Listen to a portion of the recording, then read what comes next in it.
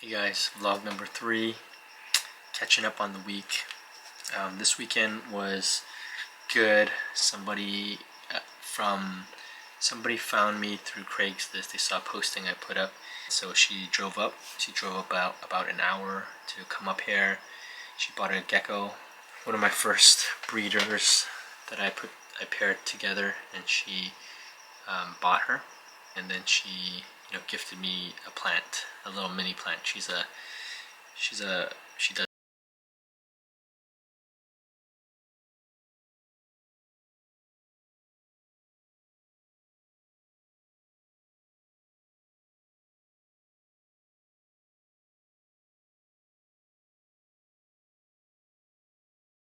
It was nice, It reminds me of that people are good. We have a lot of good people in this world that just bring positive things into this world.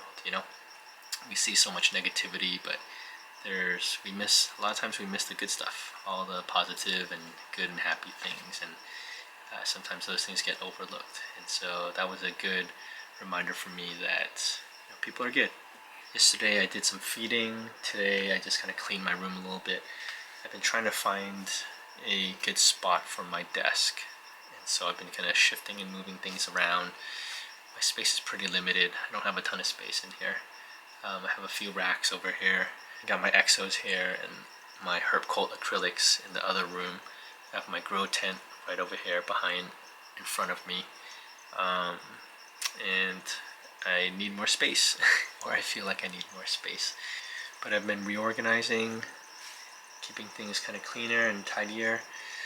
Today and this week and today, I started taking actual photography with my camera. Actual pictures with the nice camera and lens of my breeders, and so just to get some practice in. And I'm also still working on my website that will hopefully be live soon. I don't know. There's just always something to do. It's a really simple website too, but there's just like a lot of minor details that I gotta tweak and fix and figure out. It's like these pictures, right? I want to put up some nice pictures on there, breeder pictures, all my pairings and whatnot. And so I had to dial in the photography, and so AJ has been walking me through all the different settings, how to shoot in different conditions. He recommended this camera to me, Sony A7 III, and this lens. It seems like a pretty standard go-to camera body and lens. A very good all-arounder, can do a lot of things. And so I started taking pictures, and AJ's been showing me how to do post edits, just little tweaks. If you have the settings dialed in pretty good, you don't have to do very much at all in post. Just kind of clean up kind of the images, and kind of make sure they're kind of in sync in terms of the exposure and the coloration and things like that. So it's just very minor. He showed me that it doesn't have to be as difficult as it might seem, right? So for me, photography has always been kind of intimidating. There's all these settings and variables that you have to account for, but it's been good kind of watching YouTube videos, learning from friends. AJ, my barber, even is a photographer. He tries to teach me a little bit. Other people try to give me tips. And so there is a wealth of knowledge out there. There are a lot of people that are experienced and know what to do. And so you just have to ask and find the right people. In our Gecko Pod Discord, we have a photography section, and you can ask tips there as well, and people will kind of chime in and help out. And so a lot of it really though is kind of finding someone to kind of help walk you through, and just have to hands-on experience, take the photos, do little tweaks and adjust different things, and find tips online, and eventually you kind of get the hang of it. So I feel like I have a slightly better handle, but obviously I'm still a pretty new photographer. So I feel a little bit more comfortable, but still always learning, right? It's just like geckos and whatnot, just constantly learning. I put this light up here. This light it kind of has this like candly, flickery feel to it. I think that was on accident. I think that's a setting I didn't turn off, but kind of cool, I guess. But I kind of moved my desk. Let me see if I can show you guys. So I got my desk.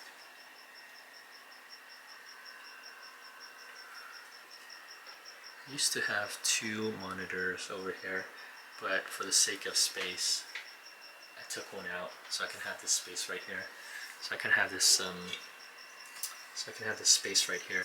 Take pictures and to maybe have a different camera set up so that, you know, maybe I can do some of these vlog chats or maybe any future auctions or whatever. I can kind of toggle different switches and hand cams and things like that, you know.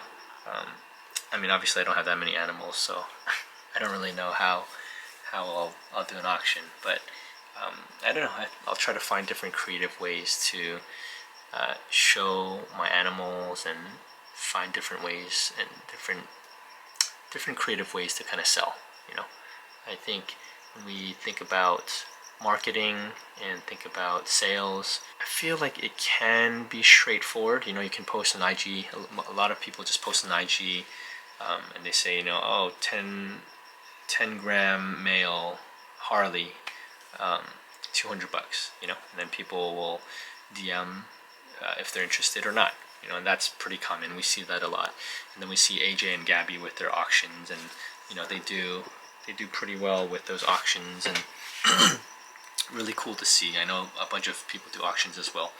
I know a lot of the plant people, there's so many IG auctions, and I mean, Phil and Lexi, Fontanimal, they do an amazing job with those lives. And I've, you know, my last vlog I said I started getting into plants because of Phil and Lexi, but you know, I see them grinding, I see them, I'm watching them, you know, I'm trying to watch and learn to see how they operate. And you know, I'm never gonna be on that level with plants, but when it comes to geckos, you know, I'm trying to find different ways to, you know, build out a sales channel and a community. And so my natural skill set is kind of community building, gathering, and which I'm doing, right? So we have the Gecko Pod, we have the vlog, you know, have different the Discord, and trying to find and make the right connections and build the right connections and friendships for the sake of community. So when I came into the hobby, when I first started buying geckos, then I realized that this was a niche community, but it was a little bit more unwieldy when it came to the community, right? Don't get me wrong, the community was there,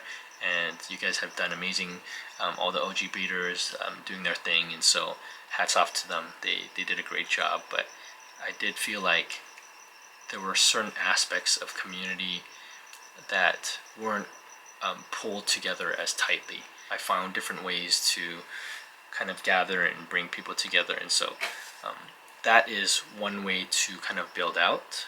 I think it will help not just, you know, whoever is leading the charge on that, whether it's me or AJ or Gabby or whomever is kind of doing a lot of community oriented things, but it will gather and help more and more people, right? Because I see it as this: the more people you know, the more connections and friendships that you have, the easier it is to kind of elevate each other, to kind of help each other out with projects, help each other with collabs and loans, help each other by buying each other's animals. For example, I bought a ton of AJ animals, you know, and I do that not just because I think his animals are awesome, but I do that also because I want to support him, right? He's been a good friend to me, he's been a good mentor, and I will always support him, you know. So I think the more connections we have together as a community, the more we can help each other grow in terms of marketing and sales and the side hustle, right? So I've seen this firsthand.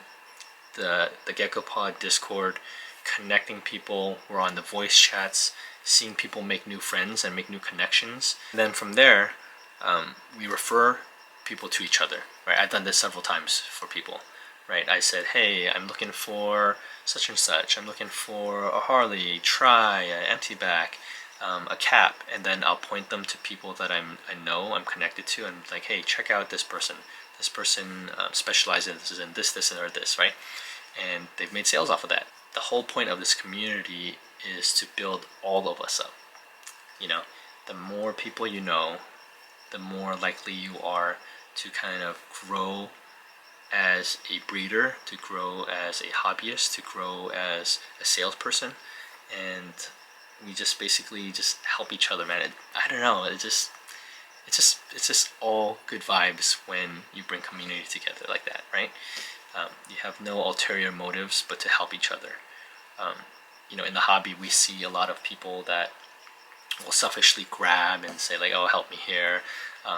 They just want to take and take and take. But what I love the most, what I love seeing from people, is those that give, right? Genuinely give. And you know, sometimes you can give with an ulterior motive, but there are certain people that will just give just to give. And how you can tell is patterns. How you can tell is time. Time will always tell and reveal to you a person's character. And you know, and again, it's not to say that if you're just in it to like be a business person and to hustle, that's fine, right? You can operate your business and your side hustle however you want. Just understand that it works for certain aspects of the hobby, and other aspects of the hobby it doesn't. I do want to grow as a business. I do want to develop and be a top breeder, right? I think that's a lot of people's goals. Even if you're side hustling, like I know for a fact everybody wants to make the best stuff so that people can come to you and appreciate the work that you're doing, right? By buying your animals, right? So we don't have to pretend that it's not about, you know, the projects and the money and developing in that, right? To some degree, it is about the money, and we don't have to be ashamed by that. You know, if it's not about the money, then give away your animals for free, right? Don't sell or don't make any money out of anything you do, right? So if you sell an animal, why are you doing that, right? It's for the money, and it's okay.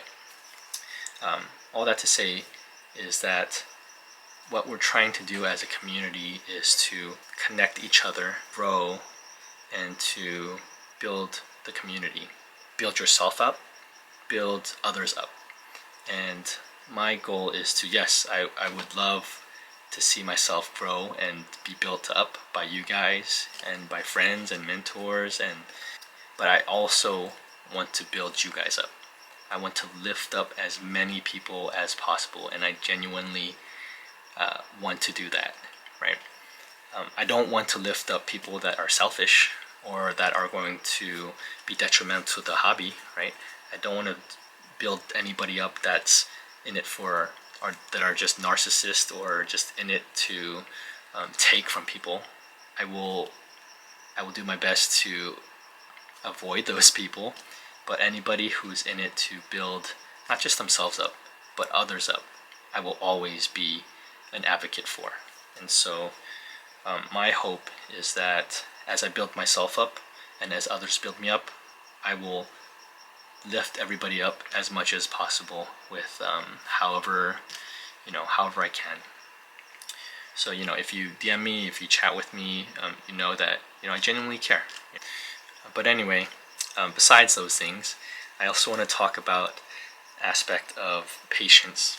I think in this last Gecko pod, I was talking with AJ. We were giving you guys updates about the past year, about our projects and stuff. And I said that the longer you're in the hobby, the longer you're breeding, as a new breeder from the beginning. In the beginning, you'll say like, okay, I'll just have like 3 pairs, and then slowly build up. But then you quickly realize that if you want to hit a certain project at a certain level, you need more animals. You need more animals to develop, to create outcrosses, to further expedite where you need to go, right? if you have 3 animals and you want to stay with just not 3 pairs, if you have 3 pairs and you just want to stay with 3 pairs, it's going to take you years, like a very long time, to accomplish what you want to accomplish, you know. So what I'm trying to say is that the process to kind of build and grow, yes, it requires patience. For me, I'm impatient. And so, I started with the intention of like, okay, I'll just have like 5 pairs. And here we are, I have like 40 ready to breed females, and I can't even pair them all because I don't have enough space. And so I need to kind of figure that part out. And so initially I didn't have enough ready to breed females, and so I collected a lot and I grew a lot out, and now I have plenty of females I can kind of pick and choose from. And of course I still want the best breeding stock. And so I'm gonna move some of these females and hopefully bring in new ones, hopefully grow out my own. I have a few holdbacks that I'm growing out that I think will be pretty cool. But again, talking about patience, I am kind of an impatient guy, and I can see that patience is so important. A few months back, Brian Hu from Who's Geckos, he started doing these like breeder tips, right? New breeder tips, or just care 101, basics 101 of the gecko hobby. And he said the best advice that he can give anyone is to be patient. And I 100% agree with that. I think patience is going to help you to save so much money. I see new breeders buying stuff in a way and going about their projects in a way that I did in the beginning, and it's hard for me to tell them like, oh, that's not gonna go well, like, oh, I don't know if you should spend that much money, because when you say that to new breeders, they're kind of in the zone. Like, I was in the zone, so I understand it. You're kind of in the zone where you're dead set on buying certain things, right? You've talked to a dozen breeders, you picked out that one tiger, you picked out that one creamy high coverage animal, and you're dead set on it. You're just trying to find the best price. And then here I am looking at kind of the smattering and the variety of their animals. I'm like, I'm not sure what we're trying to build here, but that's a cool animal, I guess, And so I think the initial aspect for a new breeder is to really sit down and to understand what the morphs are, understand how they pair, understand what's going to come out when you pair different things. But the hard part, I guess, is that first-hand experience is what teaches you that the best. And if you don't have animals to pair and to produce, then it's harder to tell. So I understand that aspect. So I'm not saying that new breeders can't go that route, but I feel like with patience and with talking to people and with finding different sources of information where they can see how different things pair, that will save new breeders a lot of money and also time.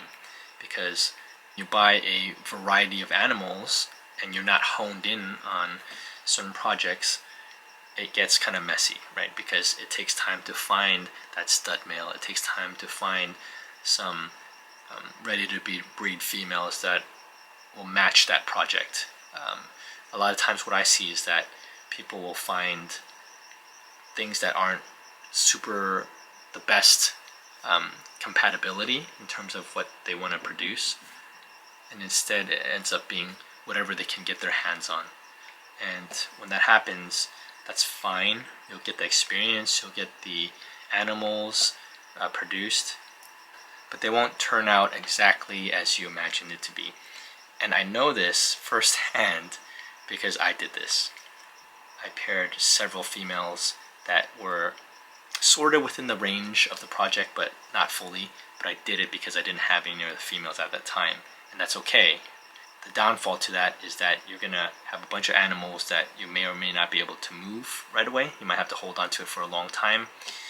If you were patient, you could have come across another animal that would have been a better fit, and maybe you could have gotten a ready to breed female that was better quality, that was, you know, ready to go, and if you're just patient and waited a little bit. So, you know, for example, the Korean market has flooded the market with a lot of animals, right? A lot of animals that are probably, there's a lot of crappy animals, but there are also a lot of animals that are mid to high tier, but the prices are, you know, fairly cheap, relatively cheap. You know, if I waited last year for all these different morphs and didn't dive in at such an expensive price point, if I waited to even now, I could have bought a similar animal ready to breed for a fraction of the cost, and it would have been, I would have saved so much money. This whole idea that I'm trying to get at is you don't necessarily need to buy everything right away, right? I know you have money burning a hole in your pocket, you're ready to go, but trust me when I say that there will always be animals available that you can find, right? For the longest time, I'm like, oh man, everything's getting snatched up, I need to buy things right away. I bought at such high premium prices, and I bought a lot of mid stuff. It ended up being mid. It's just some of the stuff I can't pair because the quality didn't turn out as good as I thought it'd be, but I paid a premium price for it. I could have got animals like that ready to breed that are significantly better in quality at a fraction of the cost, right? If I was just patient.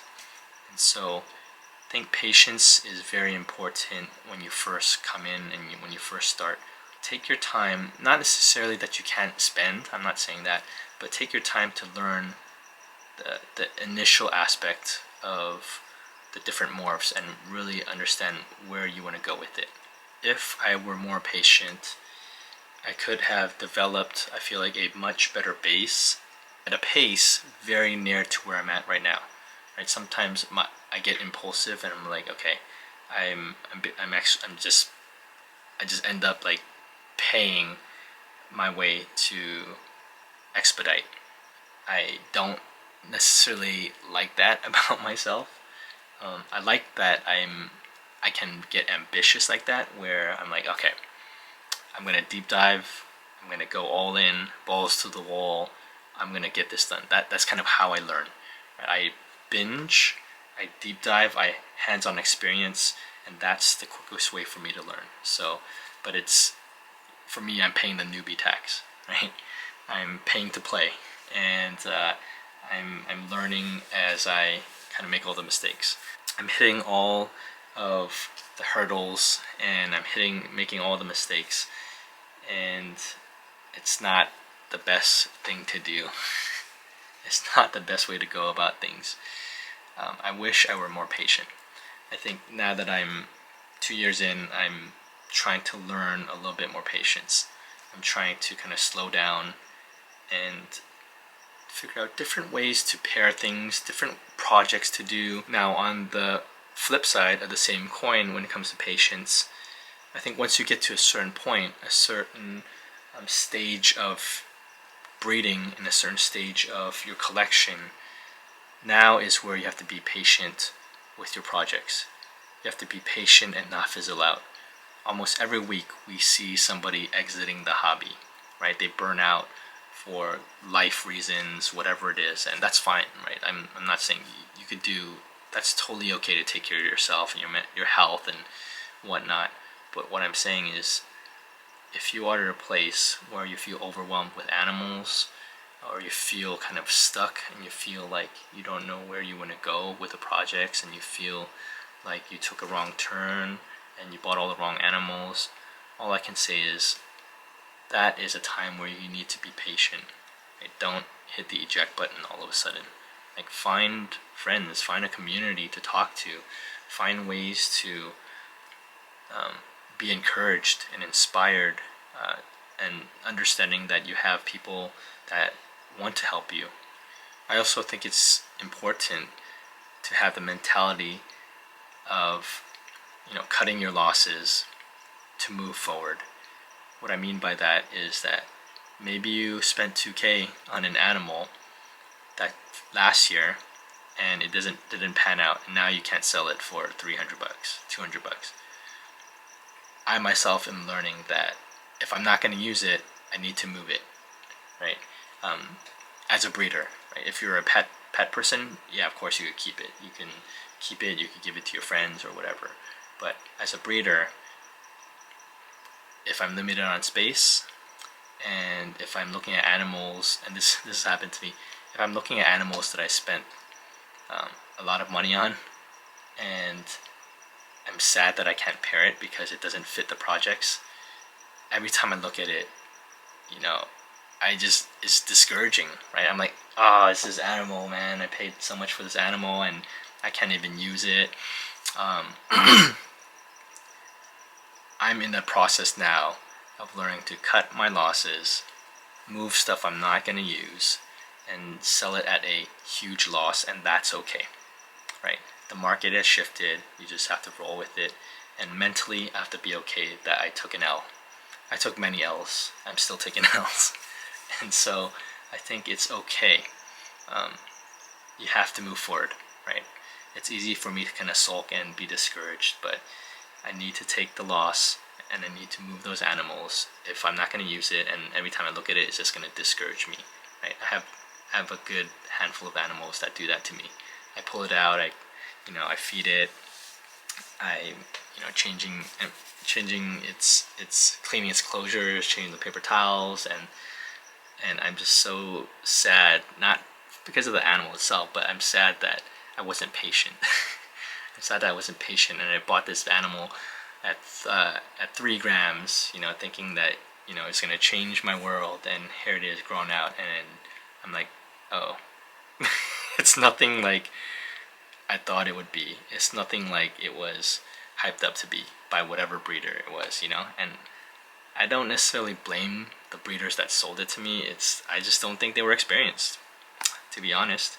They were in it a few years longer than I am, and I just see a lot of experienced breeders, if that makes sense. I see a lot of people that will move stuff quickly and they don't even know their pairings. They don't know how their babies will develop, and that's okay again.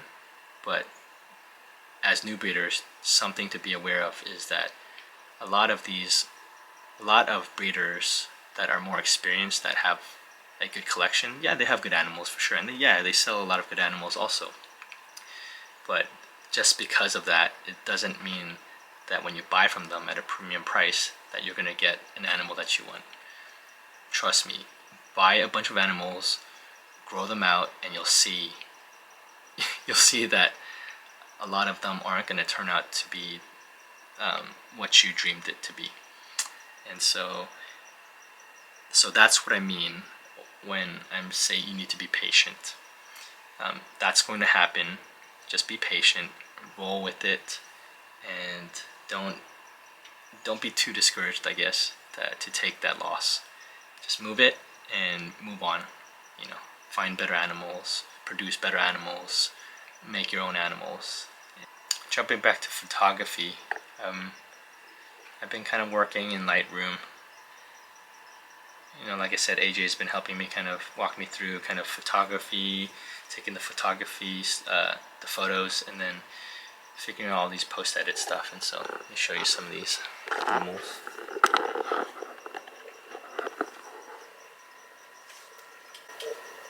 So some of these animals.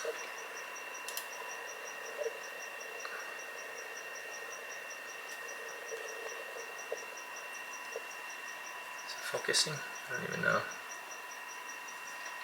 So here's some of my breeders.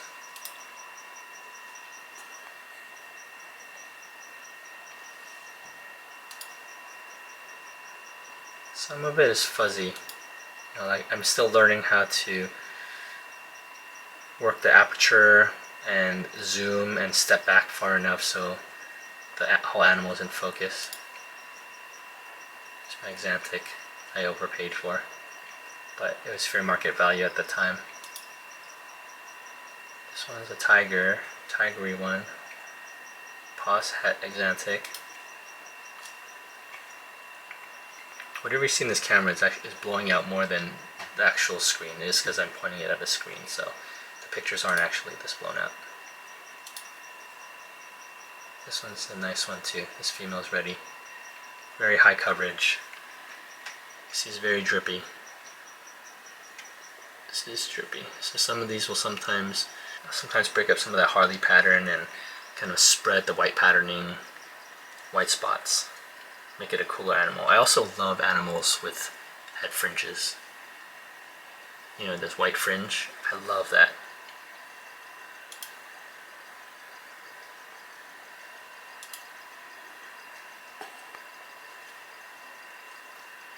Alright, this one's a cool animal too. One of my favorite males. I grew this one out from 4 grams. It's not a lily white, but it's awesome. This one's amazing. I'll probably pair this one to this one. This is the AJ girl.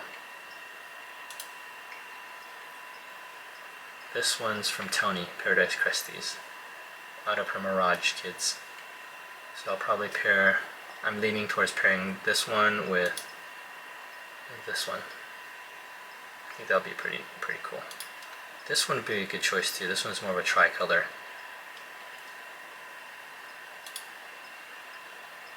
Yeah, this one's more dark base. This one's dark base too, but it's more of a tricolor.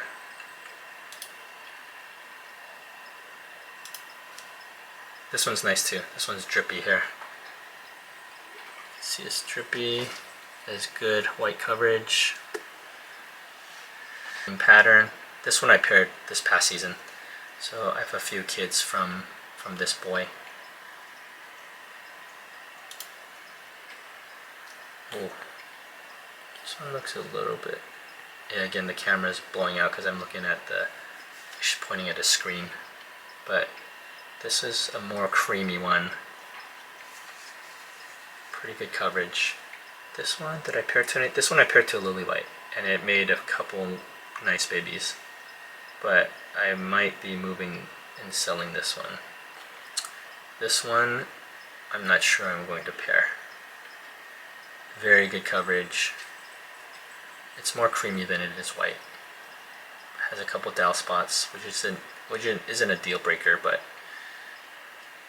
I prefer this project not to have spots. But this one's more of this one comes from a pink base, red base. I mean, its mom was kind of pink.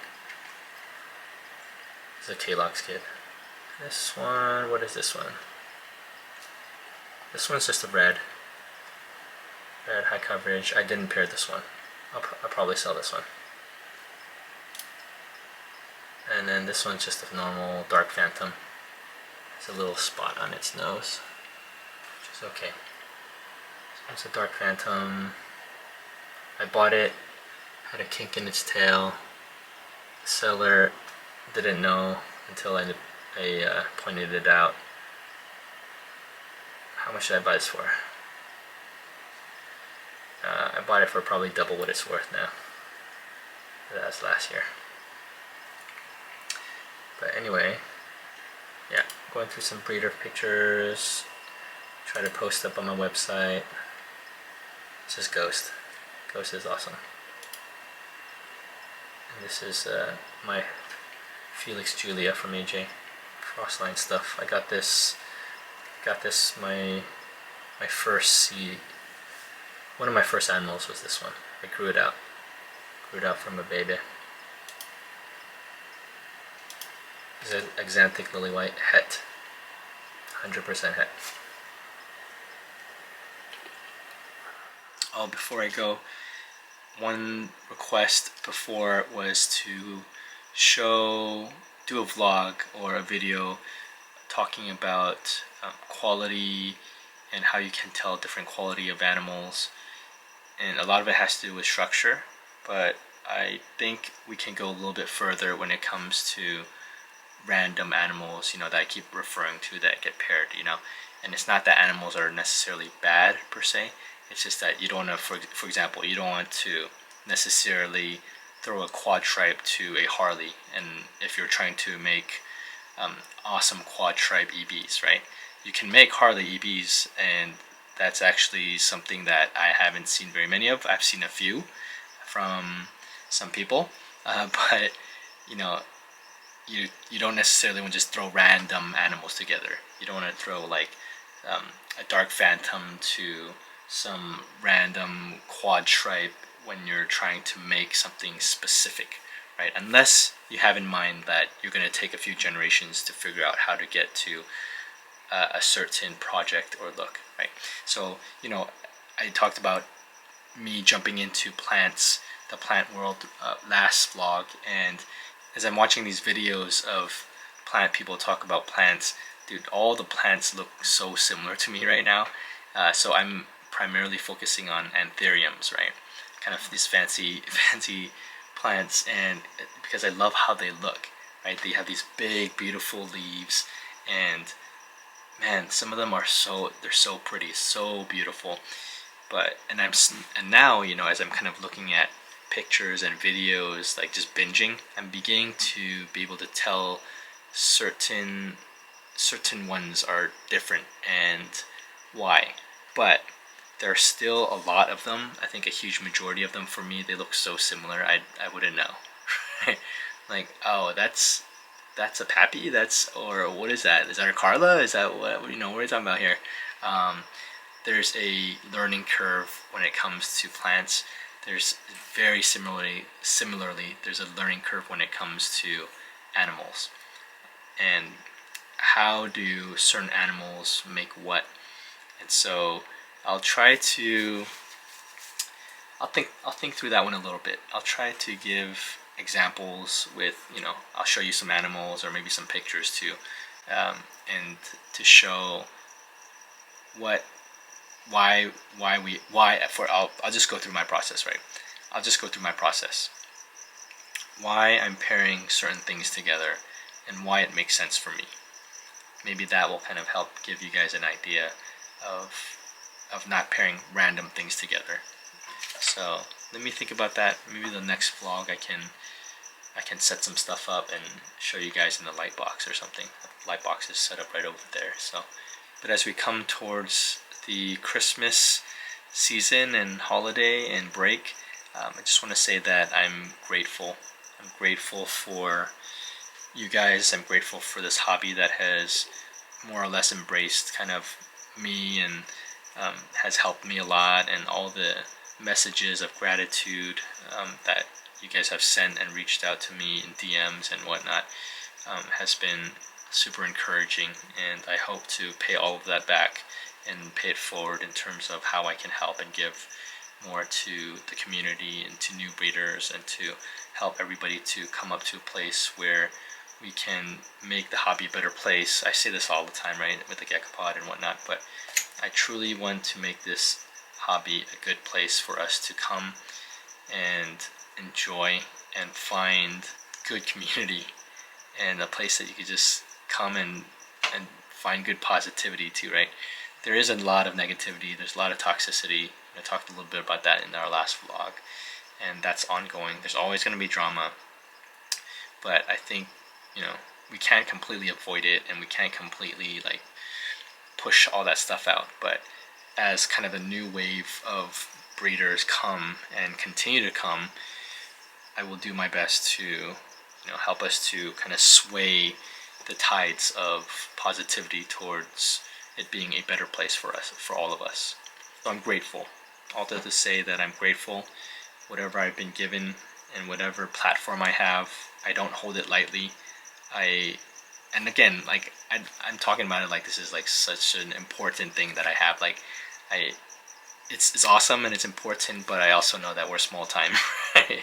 I'm small time. As big as AJ is, he's relatively small time to some other breeders, right? And so I'm not saying that I'm up here and everyone's down here. I'm not saying that.